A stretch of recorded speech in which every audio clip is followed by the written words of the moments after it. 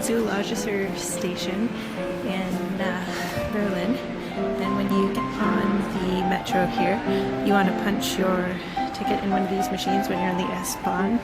In the u-bahn, which is the underground, you want to use the yellow machines. And there aren't any ticket barriers, but there are inspectors on the trains, so you want to make sure that you do that.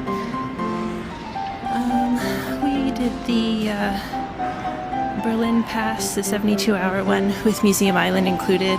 It's 45 euros and suited what we want to do, but you should research and see which pass best suits what you want to do while you're in Berlin and whether it's cost effective.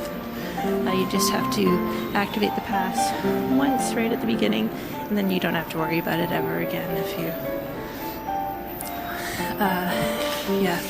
you can get on and off trains and you don't have to punch every single time. You just do it once at the beginning and you're done, which is really convenient.